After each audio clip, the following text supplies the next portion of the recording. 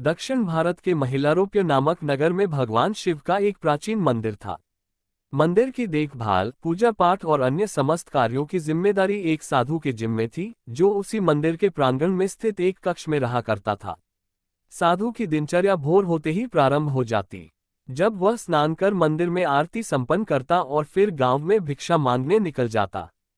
गांव के लोग साधु को बहुत मानते थे, इसलिए भिक्षा में अपने सामर्थ्य से अधिक ही दिया करते थे। साधु भिक्षा में प्राप्त अनाज से स्वयं के लिए भोजन बनाता, कुछ मंदिर में काम करने वाले निर्धन मजदूरों में बांट देता और शेष एक पात्र में सुरक्षित रख देता था। उसी मंदिर के प्रांगण में एक चूहा भी बिल बनाकर रहता था। वह रोज रात साधु के कक्ष में आता और पात्र में रखे अनाज में से कुछ अनाज चुरा लेता।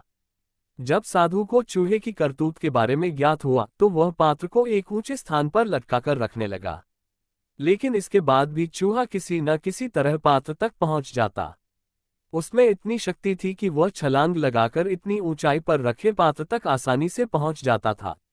इसलिए चूहे को भगाने के लिए साधु अपने साथ एक छड़ी रखने लगा। जब भी चूहा पात्र के पास पहुंचने का प्रयास करता, वह छड़ी से वार कर उसे भगाने का प्रयास करता। हालांकि बहुत प्रयासों के बावजूद अवसर पाकर चूहा कुछ न कुछ पात्र से चुरा ही लेता था। एक दिन एक सन्यासी मंदिर में दर्शन के लिए आए। वे साधु से मिलने उसके कक्ष में गए। साधु ने उनका स्वागत किया और दोनों बैठकर वार्तालाप करने लगे, परंतु साधु का पूरा ध्यान सन्यासी की बातों में नहीं था। वह हाथ में छड़ी पकड़े हुए था और उससे बार बार जमीन को ठोक रहा था। अपनी बातों के प्रति साधु का विरक्त भाव देख सन्यासी क्रुद्ध हो गए और बोले, प्रतीत होता है कि मेरे आगमन से तुम्हें कोई प्रसन्नता नहीं हुई। मुझसे भूल हो गई जो मैं तुमसे मिलने आ गया। अब मैं कभी यहाँ नहीं आऊंगा। सन्यासी का क्रोध देख साधु क्षमा मांगने लगा। क्षमा गुरुवर क्षमा, मैं कई दिनों से एक चूहे से परेशान हूँ जो रोज मेरे द्वारा भिक्षा में लाए अनाज को चुरा लेता है। अनाज के पात्र को ऊंचे स्थान पर लटकाकर मैं छड़ी से जमीन को ठोकता रहता हूँ ताकि चूहा डर से यहाँ न आए, किंतु वह किसी न किसी तरह पात्र में से अन्न चुरा ही लेता है। उस चूहे के कारण मैं आपकी ओर पुनर्तः ध्यान नहीं दे पाया, क्षमा करें।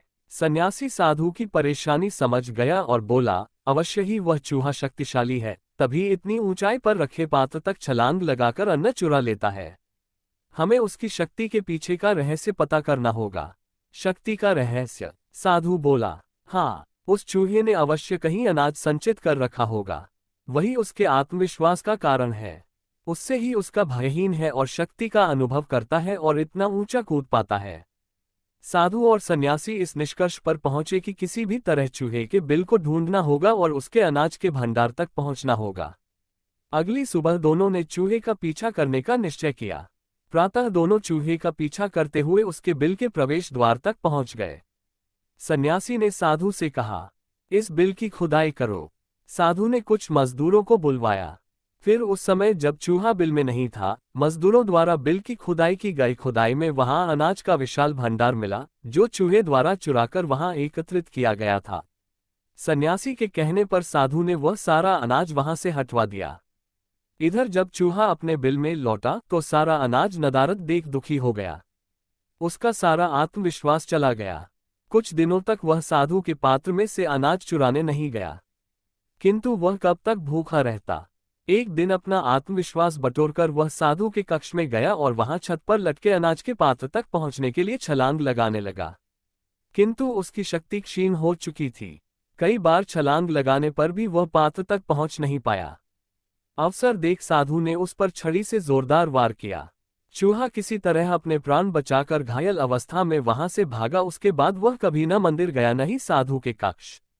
सार: साधन संपन्न व्यक्तियों में अपने संसाधनों के कारण उच्च आत्मविश्वास और आत्मबल होता है, किंतु संसाधनों का अभाव उनका आत्मविश्वास और आत्मबल क्षीण कर देता है और वे कमजोर पड़ जाते हैं। इस स्थिति में उन पर नियंत्रण प्राप्त करना और उन्हें पराजित कर पाना सरल हो जाता है।